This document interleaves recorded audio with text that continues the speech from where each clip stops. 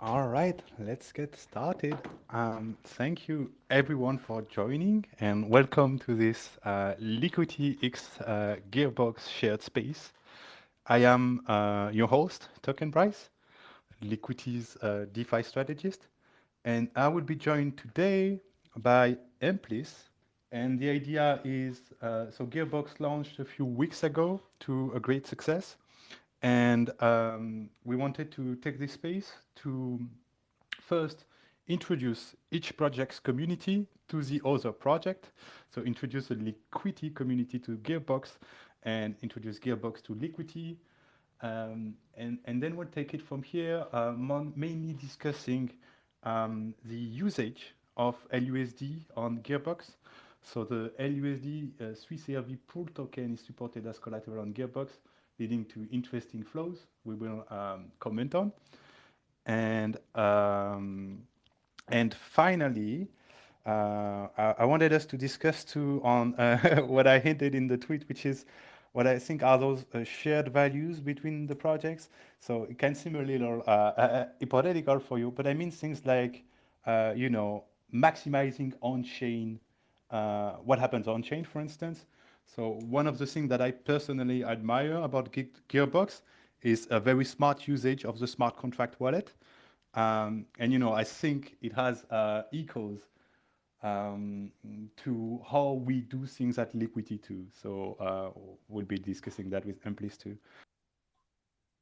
All right. So maybe just to get started before we dive into those protocols presentation, would you mind just giving a quick headliners, I guess, as to what each of you is contributing on mostly at Gearbox?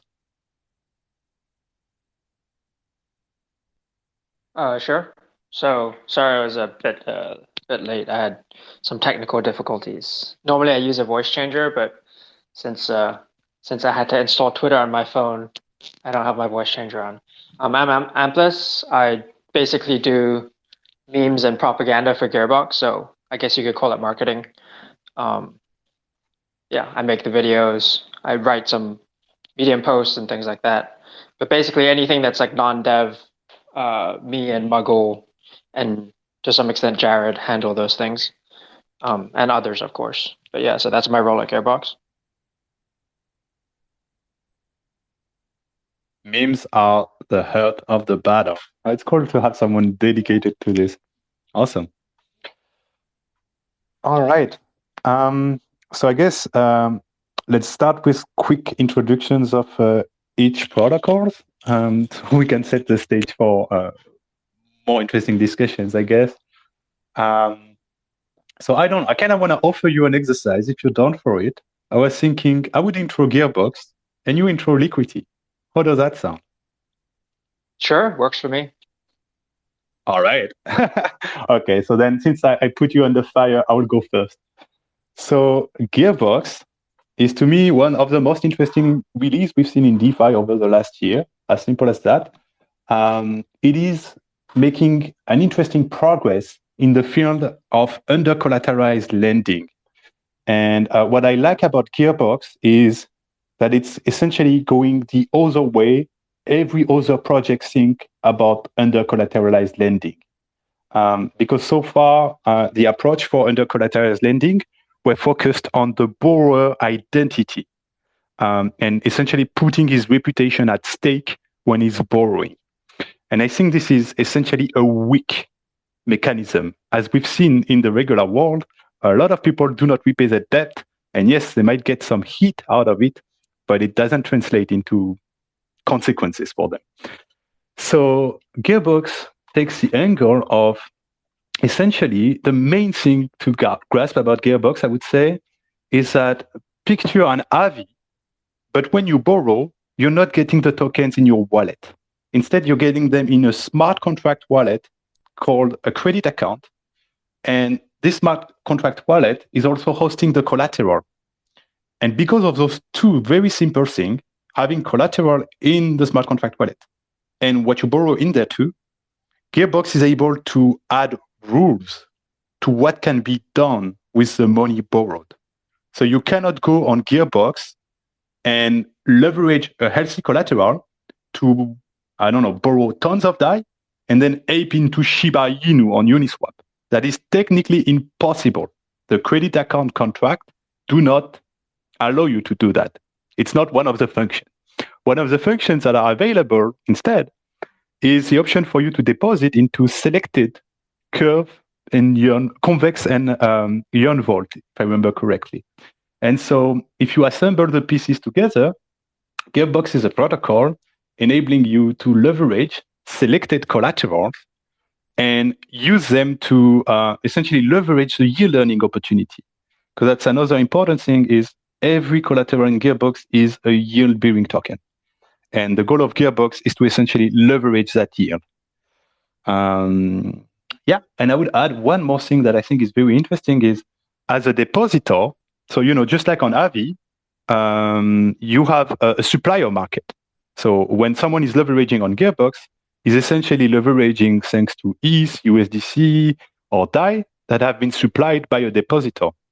This depositor is earning, of course, his share of is the interest rate and some Gear token, but the situation of that depositor is not the same as an Avi depositor. Because that depositor has strong guarantees on what's being done with the capital he supplied. So I think this is also really interesting. I hope it was truthful to your vision, and feel free to to complete a few things if I missed something before switching to Liquity. Yeah, sure. So, I mean, broadly, you're spot on. The one thing I will say is we've been instructed by certain parties um, within the Gearbox contributors to not use the term under collateralized lending. So we're using the term composable leverage. But essentially, everything you described is correct. The one thing I will add is, although leverage yields are probably the primary use of Gearbox at the moment, right? I think in various market, like in different market conditions, you can unlock or you can use Gearbox for different strategies outside of just leverage yield. So, for example, if there's a massive, if there's a major staked ETH to ETH depegging event or something like that, you could theoretically use Gearbox to leverage arbitrage that gap in a way that you couldn't do on chain before. So while yields are kind of a big portion of what people are using it for right now, I guess, it's not the only thing. Like the whole idea of Gearbox is like you can unlock a whole bunch of new strategies that you couldn't do purely on chain before, but now you can. And as we integrate more things, there'll be more and more things like that. So that's what excites me is the composability of it, right? But pretty much spot on. So I'm gonna go on Liquity now, I guess. Go for it. So feel free to fill in any of my holes in my understanding. So my understanding of Liquity is the vision originally was to almost recreate a better version of the original vision of Maker, right? So single collateral, I think it was called SAI before, single asset, whatever it stands for. So it's a stablecoin that is backed only by ETH as collateral. And that allows Liquity to really be fully decentralized because you're not relying on, for example, USDC collateral, which is centralized, which is like a weakness in the system, right? Because if Circle decides one day to block the USDC collateral inside Maker, basically DAI is going to depeg to 50 cents on the dollar or something. So we're all kind of assuming that that's not going to happen, but it's always a possibility. And something like Liquity prevents that from happening, right? Because it's decentralized collateral because it's ETH collateral and ETH is decentralized. So you don't have that risk there. And then the other thing that Liquity does, in my understanding, is the way that the liquidations are set up allows you to borrow substantially more than you would under the old Maker system.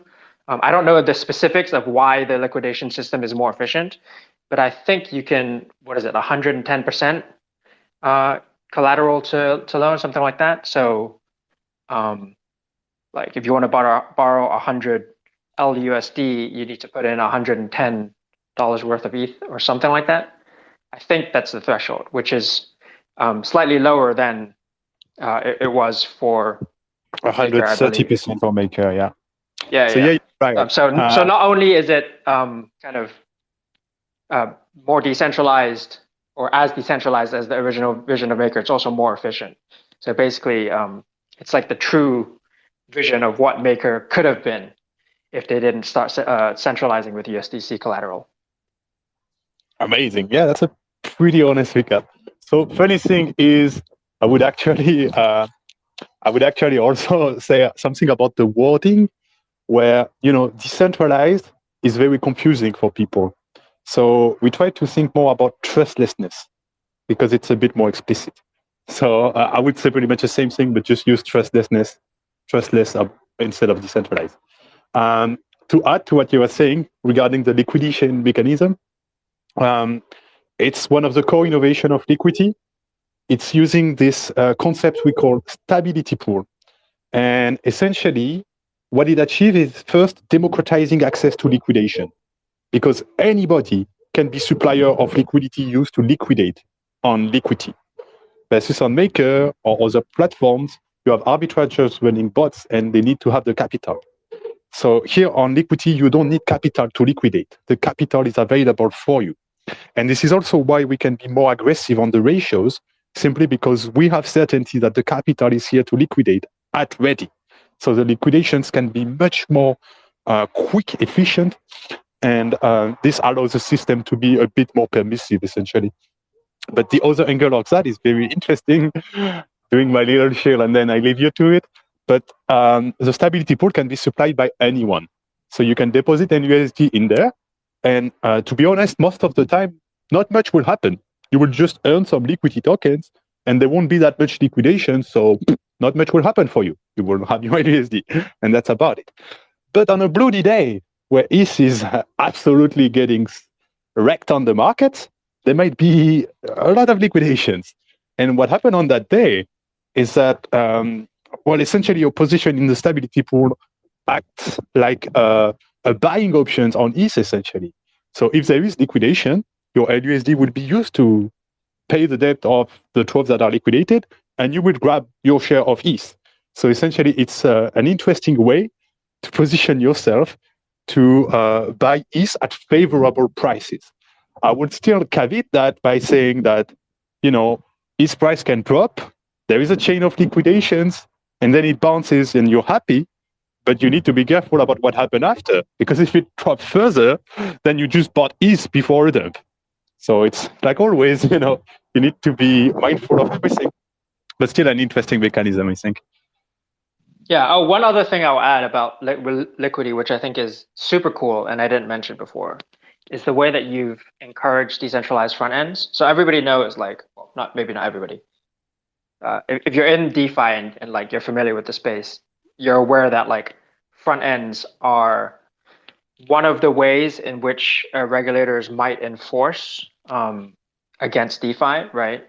And so they will claim that like by putting up a front end, you are kind of in breach of some kind of securities law or something like that. And one cool thing that Liquity has done has been to basically incentivize many different front ends for their decentralized backend, um, and not put up a front end for themselves, I believe, which essentially Yep. means that there's no enforcement mechanism where any particular government could kind of take down Liquity, right? Or at least from a front end perspective. It Not means from that there every will always single be perspective. options. Yeah, there will always be options for users to access Liquity, regardless of um, if somebody's coming after the project or not, because of these decentralized front ends. There are like hundreds of them, I believe. And I think that's something that more DeFi projects should do. I think it's something that Gearbox probably should do at some point at some point in the future. And it's like it's a big, to me, it's a big innovation that Liquidity did that like really increases the robustness against you know against the governments that Yeah. we hope to try and rug, basically. Yeah, I mean, that's a bit of the whole stance of the Liquity protocol is built to maximize resilience at every single possible stage of the protocol. So we talked about, more efficient democratized liquidations. We talked about the main thing also, immutable contracts that cannot be upgraded in any way, which is absolutely unique for a lending service. There is no other. Simple as that. And also absolutely unique for a stablecoin. There are no other stablecoins with immutable contracts. So yeah, the whole thing is essentially, I wanted to stress that resilience is the main focus of the Liquidity protocol, and all the design decisions we discussed today, I think, illustrate that. Contract level, economic design level, but even front end level, everything. I mean, not of course everything, but all that the team could think of, because I wasn't part of the team when Liquidity launched, all that the team could think of to make the protocol more resilient has been done. And I just wish I could say that of more DeFi protocols, to be honest, because to me, that is the end game.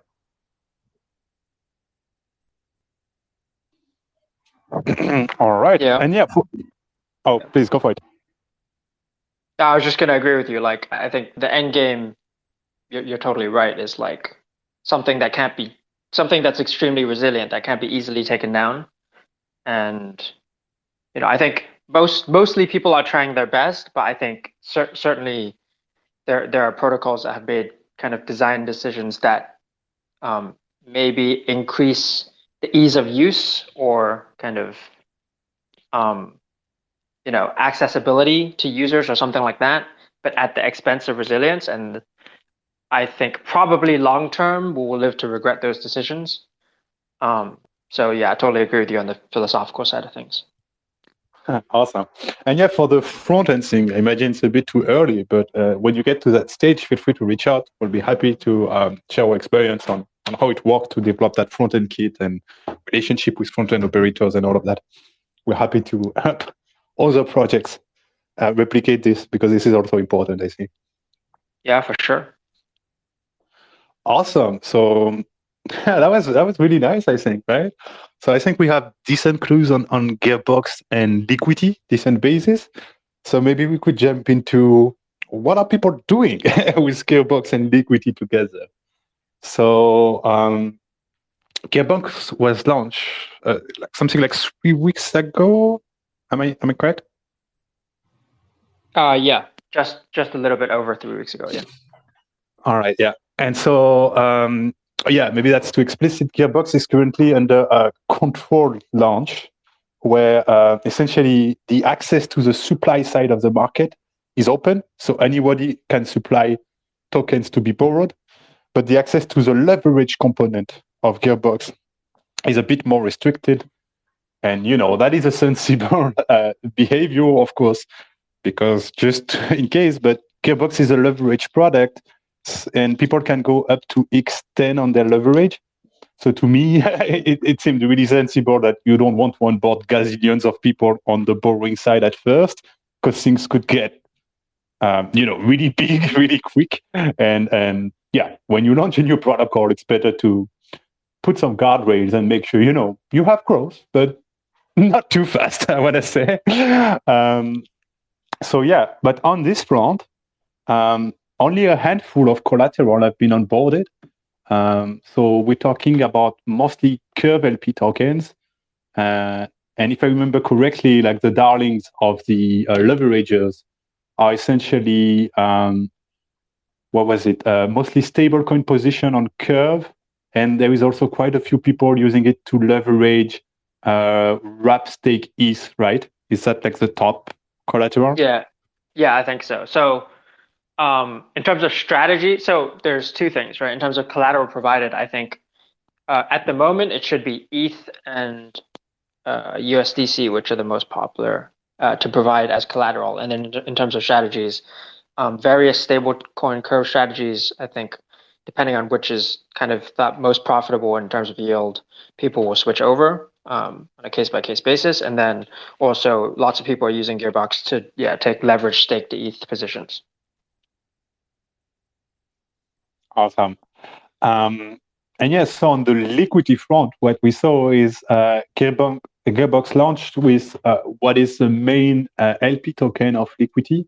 So we're talking about the Curve meta pool essentially. So it's the Curve LUSD pool made of LUSD and three pool. So USDT, DAI, USDC, and yeah, it seems like people have been leveraging quite a bit. So I don't have the latest stats, but I remember seeing at some point there was something like $15 million worth of collateral on this pool in Gearbox.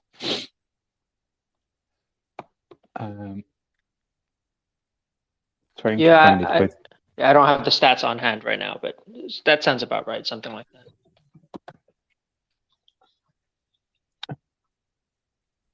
oh, it's okay. I'll try to find it if I find it quickly, but it's okay. Maybe here. Yeah, I have the tune right here. It does look like the LUSD pool is one of the higher ROI ones. I think it's the second higher, so it makes sense that lots of people are in that pool. Yeah. Yeah, that was actually great timing on your launch because uh, we've been running a bribing campaign on the Curve pool during the last few weeks. So essentially, the timing was perfect because the pool has never been this interesting for a liquidity provider, let's say it like that. So it's like if we wanted to coordinate to make this launch as cool as possible, we wouldn't have done better. Yeah, great. So yeah, I'm on the dashboard right now just to give listeners some references. The top collateral right now is the Yearn Vault for RapETH with about $18 million of collateral, followed by Frax 3CRV token, LP token, 13 million, SUSD Curve, 11 million, GUSD Curve, 11 million too, and LUSD Curve is around 7 million worth of TVL on Gearbox. So pretty cool. It was a nice welcome support also to grow the size of the liquidity pool a little bit. But yeah, to be fully transparent in my analysis result, the fact that people borrow USDC or DAI to supply the pool means that essentially it was immensely helpful in growing the pool TVL, but it wasn't so helpful in improving the pool balance between LUSD and other stablecoins, if that makes sense. Sure. Is LUSD oversupplied or undersupplied at the moment? So it's absolutely undersupplied. You have 5 million LUSD for 60 million Swiss CRV. Well, that's in some ways that's good for LUSD users, right? Because then their stable coin is going up in value. They have a premium, indeed. It's a good time to pro LUSD. But yeah, I guess this would have needed essentially LUSD collateral on Gearbox to enable a balanced supply. Maybe something for the next step. Who knows? Yeah, for sure. I mean, I'm sure that's something that would be interesting. Basically, so I don't want to speak for the dev team or really for the DAO. I'm just one person, but from my perspective, like anything that's proven kind of reasonably stable, no major exploits and things like that, particularly something like a stable that has that isn't clearly like broken, like Terra, whatever, like Luna Terra, whatever, where you can like look at the mechanism and it's obviously stupid. Something that has like a reasonable mechanism that makes sense, that has a history of stability and no exploits. I think it's just a matter of time, hopefully, before we kind of integrate, particularly on the stable side. Just because if you're integrating tokens, you have to worry about the tokens going up and down, right, as a collateral, and that's an additional risk factor. Then you got to think about, okay, can people manipulate the price of this token and like kill its collateral value and then do other things? We've seen exploits like that before, or kind of very profitable trading strategies, as some others might call it. But with something like a stable coin, I think there's hopefully less risk of that, and so I think, yeah, especially something that's as kind of trustless, like you said, as LUSD would be interesting as a collateral choice in Gearbox. Yeah, and if we go further, just kind of let's dream a little bit. But chicken bonds too that were recently launched have some interesting tokens that could be used as collateral, including essentially a yield amplified auto compounding LUSD called BLUSD. So if you thought LUSD was a sexy collateral, wait until you see this one. Yeah, for sure. If it goes up in value, it's even better, eh? As Yeah. collateral. Yeah. And even in Unfortunately, terms I of don't have liquidity, any. easy to handle because essentially you're not taking a price feed. You're taking the flow value of the token and you don't care about the market price. Right. Yeah. Unfortunately, I don't have permissions to make these decisions, but I will put in a good word for you with the dev team. Oh yeah, no, I know. It's also the chicken bonds were launched last month, so I think we need a bit more time so that the liquidity grows and all of that before we petition. Because right now we're talking about a $5 million curve pool. So even if there is no price risk because of what I just said, still better to have a bit more liquidity, I think, before we move into a flow like this. Yep. Yeah. Awesome. So on maybe just also because on our side at Liquity, we're not too familiar with DAOs and governance because just to explicit to listeners from the Gearbox side, unstoppable immutable contracts mean nothing can change on the protocol. And then if nothing can change on the protocol, what is the use of a governance? So there is no governance on Liquity. Also because governance is an attack vector. Could be a direct attack vector through governance attack, but it can be, I want to say, an inside use attack vector. So for instance, I am a bit extreme in that sense, but I consider the MakerDAO governance to have been attacked by internal actors to transition into MCD. Because back then the community was very split and essentially the protocol took away. But you see that as soon as you have possibility of change, you have this kind of scenarios that are possible. So long intro to just kind of ask you, what about Gearbox governance? What's up on this front? So in some ways, I agree But with you there are, on governance. It's definitely an attack vector for oh, any DAO, right? That for sure is true because you can just imagine like a big VC with lots of funds, for example, going in, buying all the tokens, and then your governance is dead, right? Essentially. So there's validity there. On the other hand, I think depending on the product, like ideally in the ideal world, right? Every protocol is like you deploy it and you can leave it forever, and it's just I agree. like immutable and it stays like that forever, and like you don't need to do any further development, and so it's this perfect thing that can't be affected by anybody. I think DeFi is not at a stage yet where most products are capable of being that. Um, so like even if you take something where I think it quite resembles like this ideal version, right? Like Uniswap V2, it's like quite beautiful that this thing is there. It's going to exist forever. Even the Uniswap Labs team cannot do anything with it. Like that's a beautiful vision. Um, but like on the other hand, there's Uniswap V3, which is like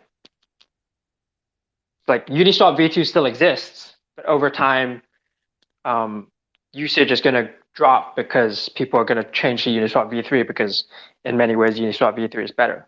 So like, how do you balance that like kind of upgradability versus immutability? And like different projects will have to take different approaches to this problem. I think for us, speaking as well, this is my opinion, right? Like I don't speak on behalf of the DAO by any means, but for us, the way that I think about it is like if the goal of Gearbox is to kind of become the way my ideal vision is like a leverage enabled smart wallet, right? Where you can take leverage on like any reasonably large, secure DeFi protocol will have an integration with Gearbox, and you can take leverage on it. That's my vision. Um, I think it's almost I can't think of a way to do that where you only deploy immutable contracts, because in order to add new strategies to Gearbox, there needs to be mutability in some sense. So then it's like, okay, immutability for Gearbox is almost out of the question. What are the best ways that we can maintain a certain level of trustlessness, a certain level of decentralization, whilst also having the upgradability needed to continue building. And so then it's all a matter of trade-offs, right? I think a couple of things that Gearbox has done pretty well is really strongly encourage delegation very early on. For such a new protocol, I think it's important that you have a balance between speed and uh, democracy, I guess you'd call it. And I think delegation is the correct way to do that. And so, like very early on, we did a big campaign for delegation. I think that's worked out quite well. And then the other thing is, I think having people, contributors working on the protocol who always have a mind towards like how could we decentralize better. So, for example, Ivan, who's not here today, but is a major contributor at Gearbox, has been like schizo posting in our Telegram chats about, okay, how do we decentralize further? And that's without prompting. Like, actually, everything is running reasonably fine. I think most of the contributors are happy in terms of the way things are working, but still, Ivan wants us to decentralize further. How do we include more contributors? How do we onboard new people? How do we seem more open so that more people are like, so somebody who wants to contribute, who's not yet contributed, rather than seeing how we're working and saying, "Oh, I'm not wanted here," says, "Oh, actually, they're open to me contributing. I just got to find a way to do it." And I think that's a culture thing, which is kind of like it's not explicit on chain or anything. It's kind of like layer zero, as Vitalik puts it, right? It's about people, Mhm. but having everybody be open to the idea that like this thing is an open organization and we should let new people in, and just keeping that in the back of our minds is really important. And that's like not enforced by code; it's enforced by the social code. And I think that's also really important. Yeah, I hear you. Yeah, those a lot of interesting insight in this to unpack. But yeah, I definitely align with you that although my views on governance can be seen as a bit extreme, I also acknowledge that there are many situations where, with the current technical and let's say protocol design knowledge we have, we are not able to answer those use cases without governance. And as you highlighted, the main thing is upgradability when it comes to, for instance, lending markets like Avi or Gearbox, where maybe one day you will want to add more collateral, you will want to add more strategies. How do you do that without upgradable contract? But here I have a food for thought, which is what I call the factory logic. So if you think about it, how was Uniswap able to ship immutable code and still enabling you to create essentially any pool you want? And so to, in a way, upgrade the system, but in a controlled fashion. Well, it's simply because Uniswap does nothing. Uniswap is plumbery. Uniswap doesn't have any asset.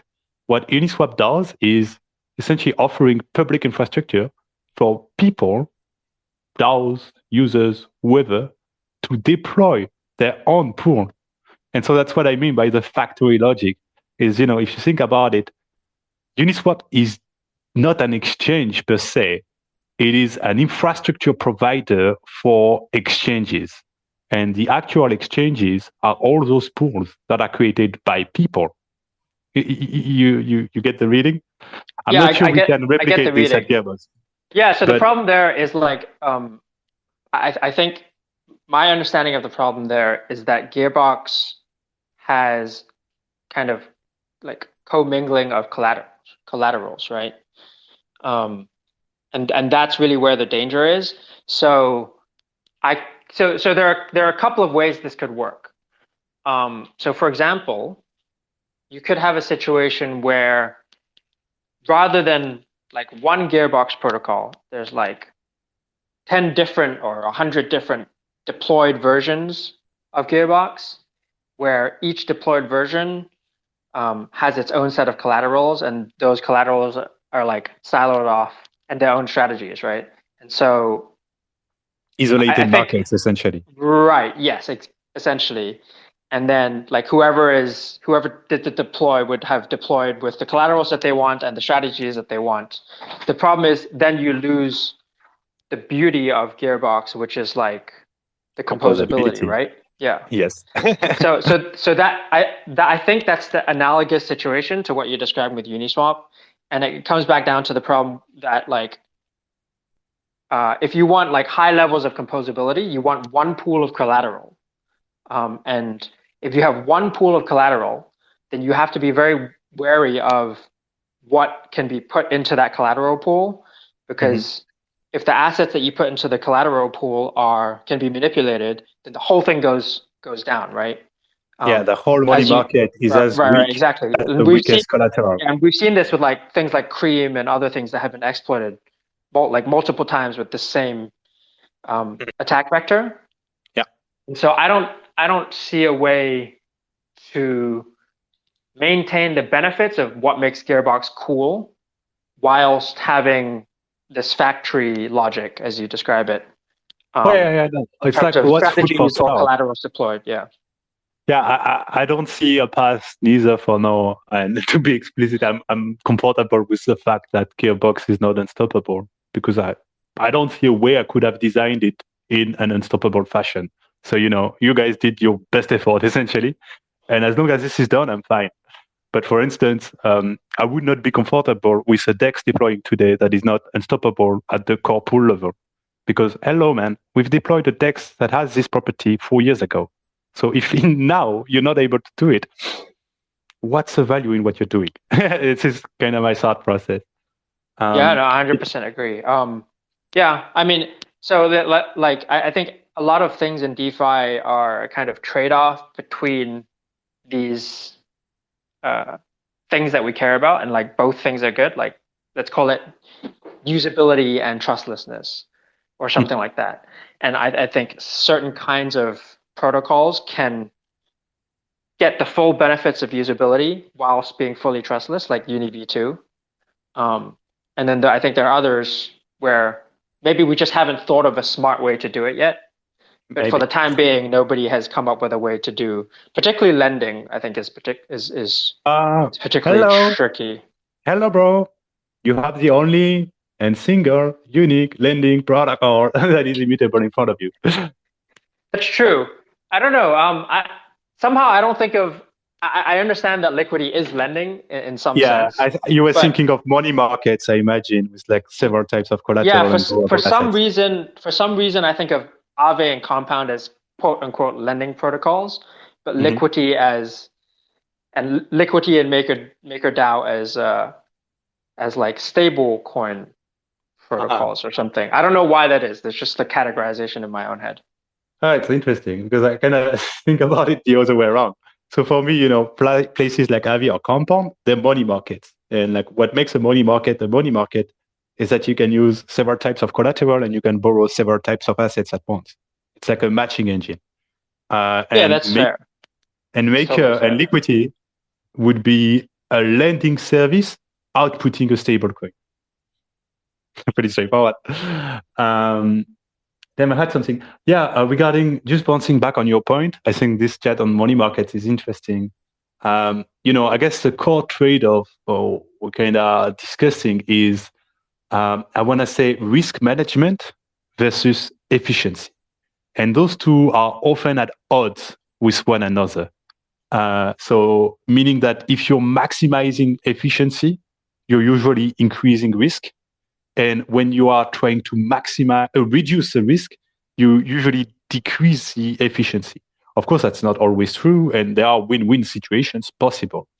But yeah, to kind of put this into a bit more practice,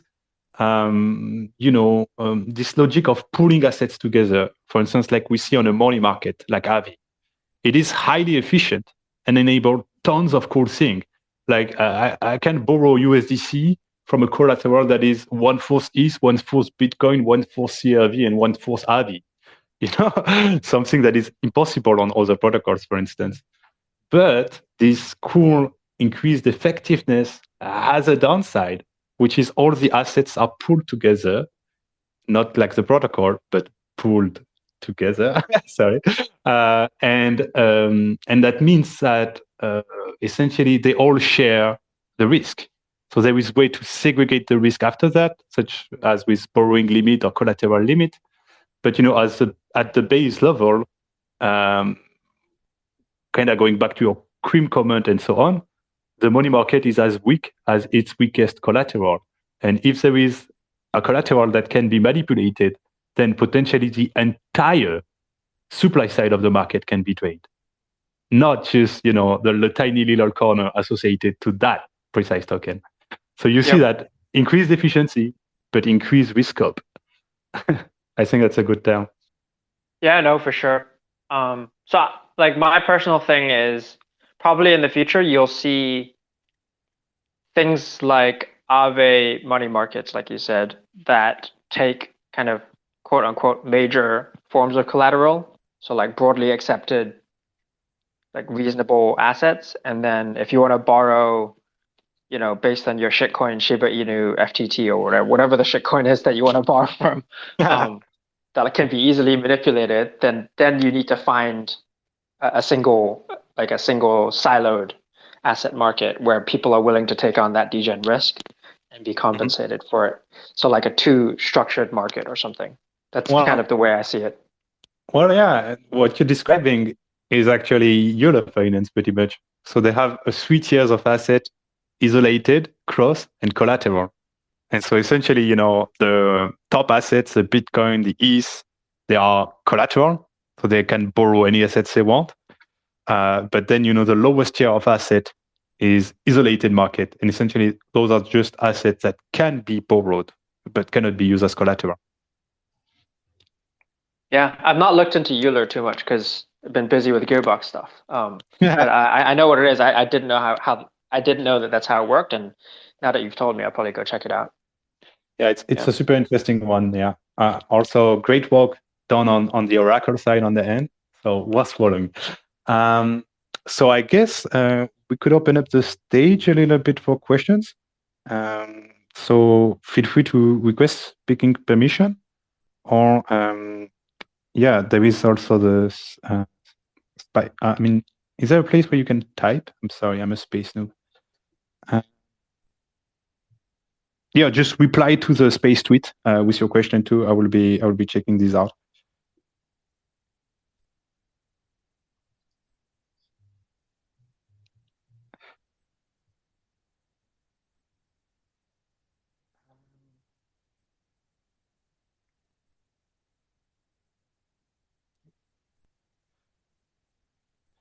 Okay.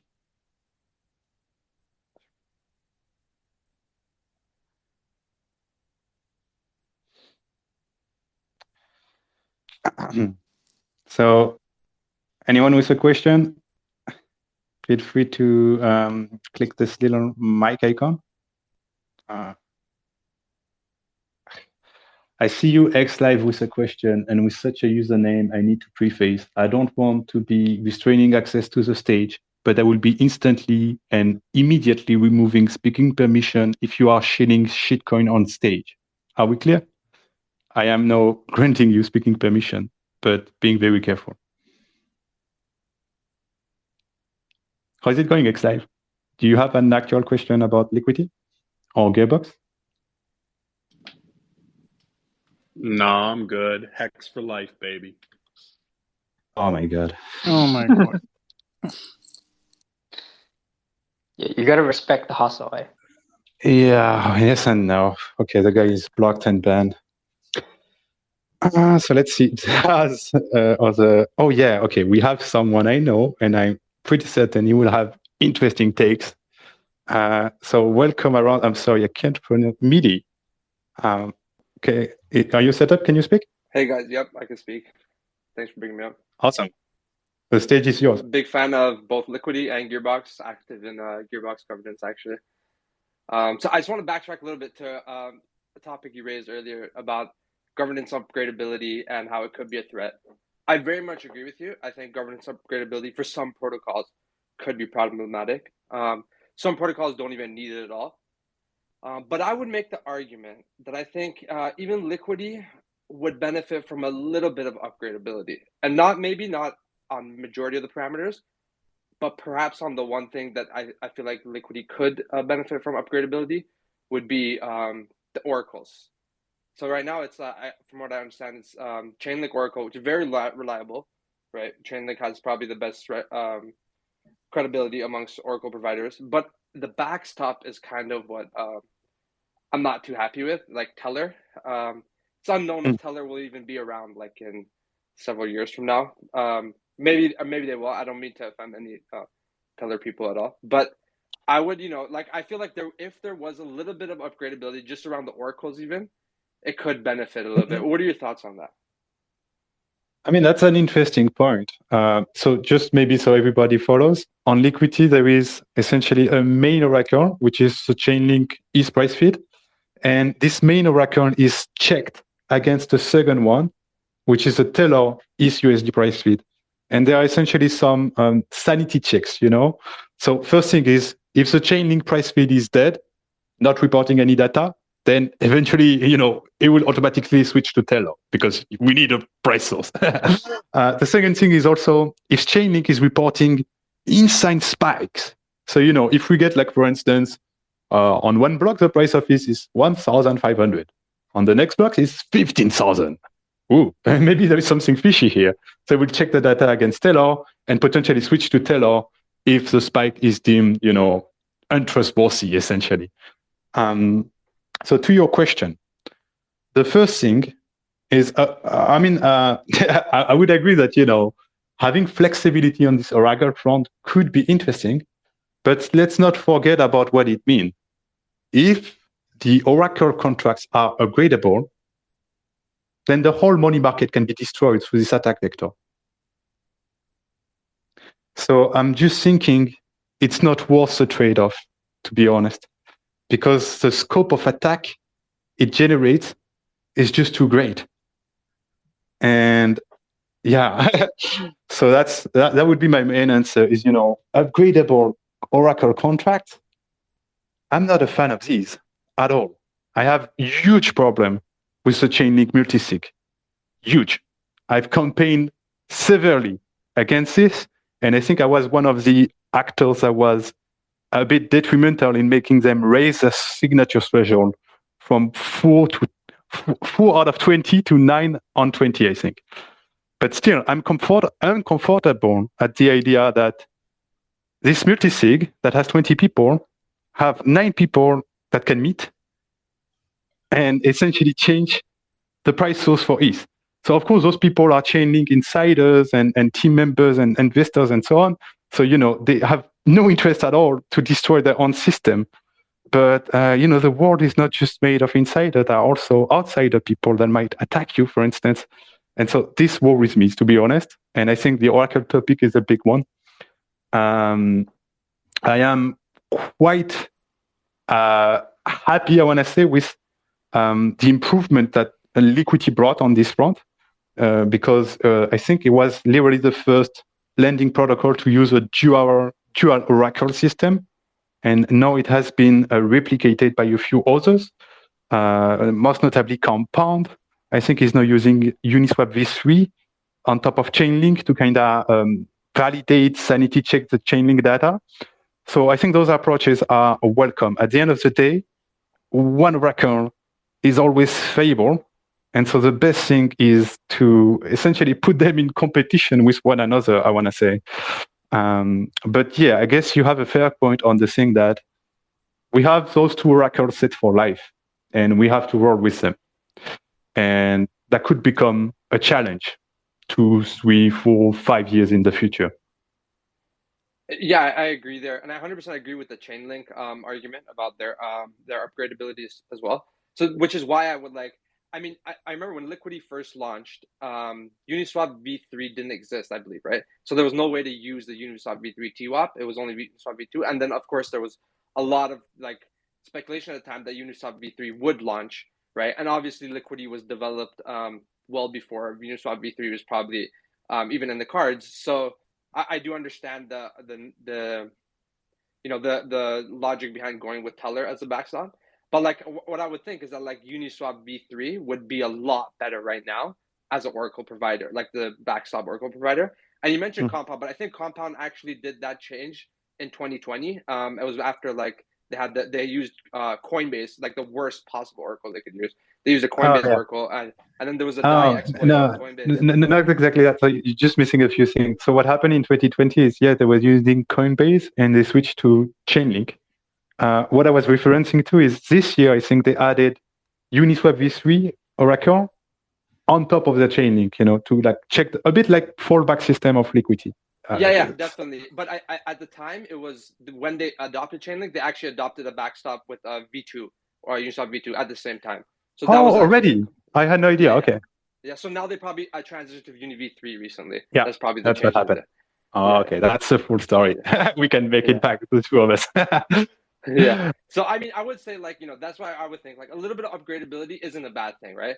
And like of course like Uni v3 might be deprecated for Uni v4 eventually, right? So like that's why I think like having a little bit of upgradability isn't always the worst thing, but I do agree mostly with your sentiment.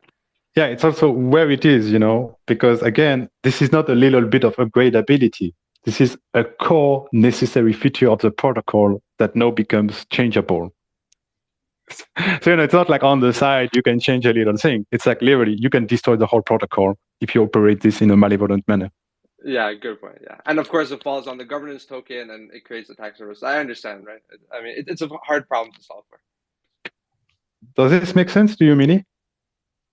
Yeah, absolutely. I mean, arguably, I could envision a situation where you could have technically what you might call an upgrade to LUSD or to Liquity, right? Where it's a kind of like a soft fork, you can think of it. So like the Liquity contributors release a new version. They say, hey, everybody who has ETH locked up in the old protocol or who has LUSD or uses LUSD, we've got this new version where like you can continue using the old version if you want to, but you could switch to this new thing as better oracles or whatever. And then like if people want to change, they can change, right? So that's like kind of almost like a soft fork where like, if the oracles get good enough that like you feel like it's important to do so, you could just release a new and better version, right? And then if people wanted to, just in the same way that like I think there's still some old version of single collateral DAI out there, right? Like I think there's still like 20 million or something, isn't there? Outstanding. Like you can't. The contract I say here. Yeah, the contract still exists, and like there's still somebody who's holding on to that for memorabilia value, I think. And like you can't issue new Psi anymore, but I think if you had it, like they can't take it away from you. So no, they cannot. It's not true that Liquity is quote unquote not upgradable. Like if push comes to shove, there are ways to do it. It is just that you can't force people to change over, which is also beautiful in its own way. So like if enough people like the old system, they'll just stay with the old system, and you can't do anything about that. But that's kind of beautiful. That's what I mean by no upgrade, because what you describe is essentially a Uniswap style migration. So, in that regard, we have the same situation. Uniswap contracts cannot be changed, but Uniswap improved on their model. And so, when V2 launched, they launched V2. And they were like, hey guys, this is V2, has this and this that is new and better.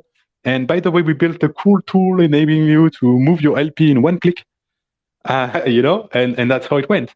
Then V3 went out, and because it added many changes, they couldn't provide the migration tool, but it was still under the same stance. Hey, this new protocol is available. It improved liquidity, concentration, blah, blah, blah. But Uniswap V2 will be available forever. So yeah, I guess in that sense, I get your point, Billy, that there is a path to upgradability, but it's not an upgrade. It is a migration at a technical level. I guess this is my point. Yeah, that's a good point. You guys both made a good point. So a fork there would probably make more sense, and it doesn't create an attack surface, because obviously if it's a malicious fork, people just won't migrate to it. So yeah, that makes a lot of sense. And I think on the topic of like the Psi, I would say Liquity is probably even better than Psi in that sense, because the problem with Psi is that you can't use it if you're not the vault holder. You can't use it to redeem the vault and like essentially like shut down like the service. But like with Liquity, eventually, like if you like if the liquidation threshold gets such that like whoever the collaborative provider is, they forgot about their position, their trove, you could use LUSD to redeem those positions, and eventually just shut down like the trove over time, right? So like it's even better in that regard for forkability. Yeah, definitely. Yeah, the redemption function of LUSD is very interesting in that regard, because it's essentially, I want to say, a built-in native way to swap from LUSD to ETH. And yes, the rate might not be favorable, because initially this is an arbitrage mechanism to be harnessed when LUSD is below $1. I mean, this is when it makes economic sense. But you can also see it in very stressful situation, black swan events across the industry. I don't know, it's reassuring for me at least to know that I have this option, to translate LUSD to ETH if needs to be. And yeah, I guess that's also an added guarantee in that regard.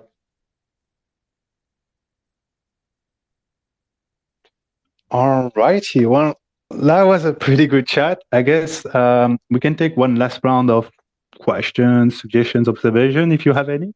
And then we'll be wrapping this up. Do you have a follow-up, Midi? Follow-up and last one. I do not. Thank you guys so much. Enjoyed the space. Thanks for taking the stage. All right, then. I guess this will be a wrap-up. So if you're looking for a bit more info on the Gearbox protocol, feel free to check the Liquity blog. We've published an intro recently, and of course, the Gearbox documentation and content produced on that side. If you're discovering Liquity today and you would like more info, more context, and especially maybe more on chicken bonds that we haven't discussed, well, then I guess the best place is to head to our Twitter, and you will find a link to the blogs, YouTube, where you can find many spaces, podcast, interview we've done recently. And yeah, I guess if I can direct you to one, if you like this chat, you will probably like the chat I had with Barry Fried about 2 weeks ago. That was very focused on the economical dimension of the chicken bone. And that's on the Liquity YouTube. All right, then. Thanks to all of you for attending. Thanks especially to the Gearbox team for joining us in this space. And we wish you a good evening and see you for the next one. Cheers. Thank you. Thanks.